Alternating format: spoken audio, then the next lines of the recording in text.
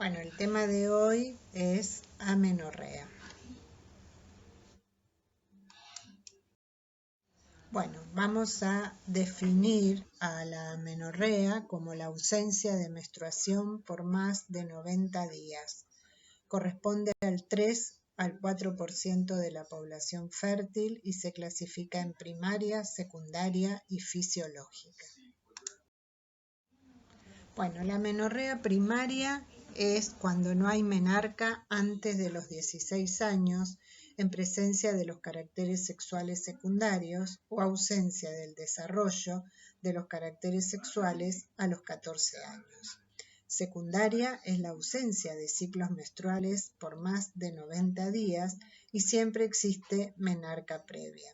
Fisiológica es durante el embarazo, el puerperio, la lactancia y la menopausia.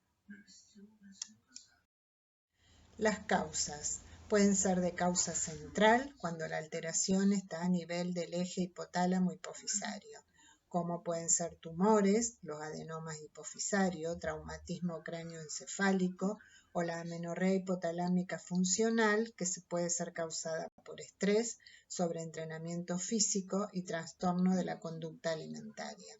De causas endocrinológicas como el hipotiroidismo y la hiperplasia suprarrenal.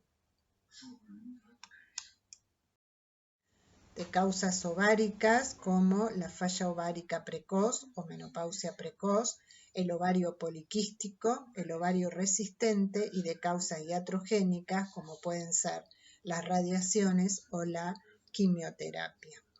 Y de causas anatómicas cuando hay una alteración útero-cérvico-vaginal, adherencia uterina o la agenesia uterina que en realidad nos provocaría una amenorrea primaria.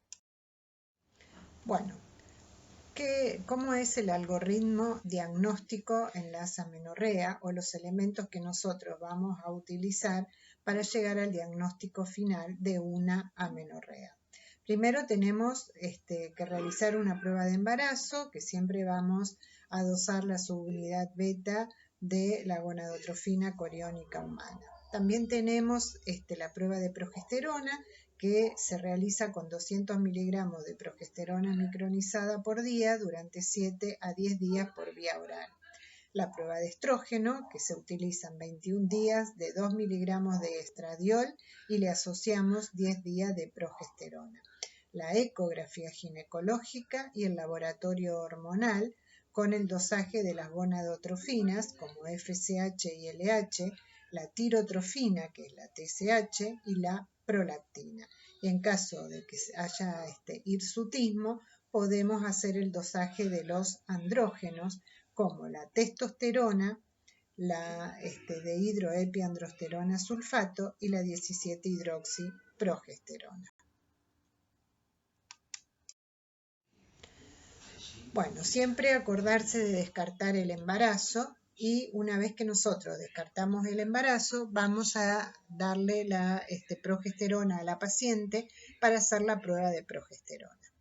Si la prueba de progesterona es positiva, ¿qué significa positiva? Que la paciente va a presentar un sangrado.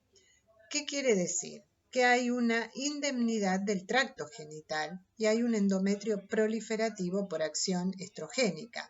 Por lo tanto, los ovarios van a funcionar correctamente y hay una integridad del eje hipotálamo-hipófiso ovárico. Por lo tanto, ¿en qué podemos pensar? En que son ciclos anovulatorios, que tiene un ovario poliquístico o que tiene una amenorrea hipotalámica funcional. Si la prueba de progesterona nos da negativa, ¿qué significa? Que hay una falta de secreción estrogénica. Por lo tanto, no tiene ovarios que funcionan bien. O puede ser porque hay anomalías estructurales del útero, o sea, la paciente no menstrua porque tiene alguna alteración a nivel del útero. Entonces, para poder definir dónde está el problema, si a nivel del ovario o a nivel del útero, vamos a realizar la prueba de estrógeno. Si la prueba de estrógeno me da positiva, o sea que quiere decir que la paciente menstrua, ¿Qué significa? Que el útero está indemne porque la paciente pudo tener su menstruación. Por lo tanto, el trastorno va a estar a nivel del ovario porque tiene un déficit estrogénico.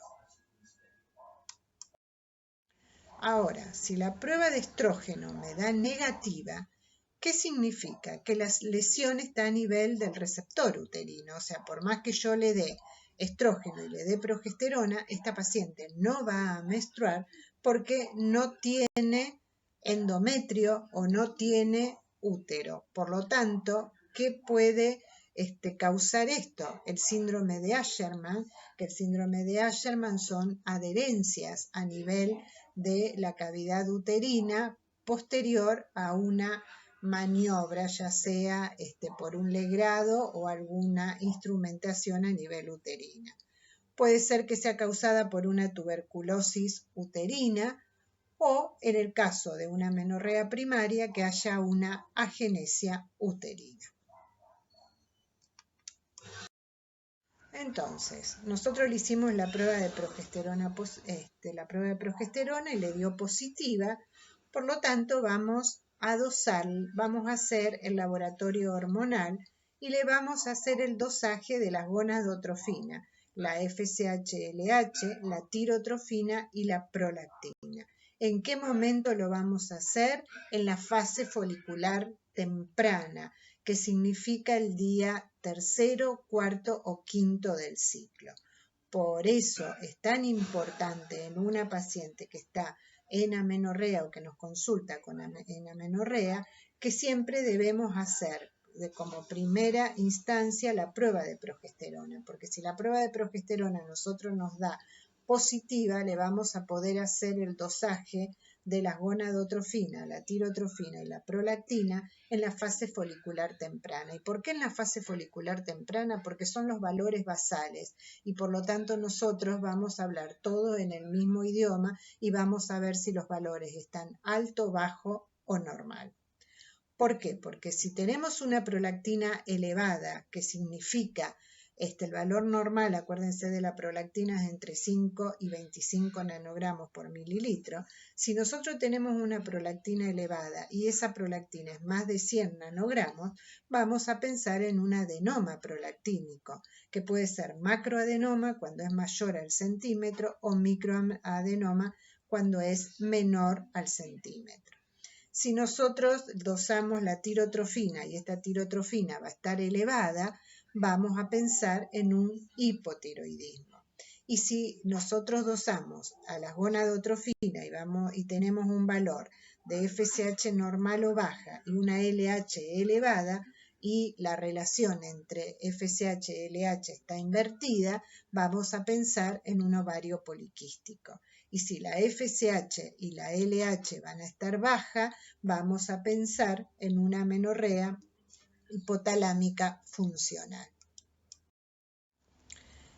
Y si la FSH está elevada y el estradiol está bajo, vamos a pensar en una falla ovárica precoz, en un ovario resistente, vamos a pensar en una digenesia gonadal, siempre pedir un cariotipo si sospechamos una digenesia gonadal, porque no necesariamente la digenesia gonadal nos va a dar una amenorrea primaria, porque puede haber un mosaico en donde la paciente tenga su menarca y luego entre en una amenorrea secundaria y ser portadora de una digenesia gonadal. Si la prueba de estrógeno es negativa, acuérdense que siempre tenemos que pensar en una patología uterina, como vimos antes, que puede ser un síndrome de Asherman, una tuberculosis uterina o puede ser una agenesia uterina. Y si esta paciente, además de tener una amenorrea, tiene hirsutismo, o sea que va a tener un hiperandrogenismo, debemos dosarle los andrógenos y vamos a dosar la testosterona y la delta 4-androstenediona porque son los andrógenos ováricos y la dehidroepiandrosterona sulfato y la 17-hidroxiprogesterona que son andrógenos suprarrenal.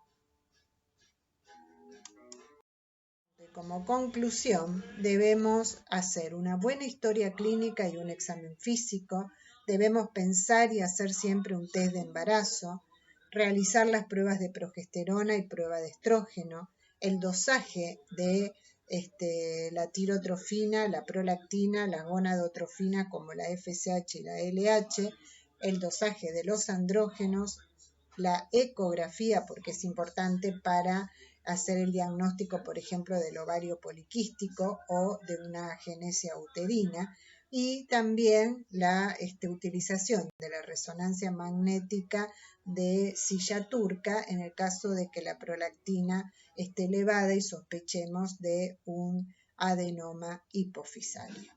Muchas gracias.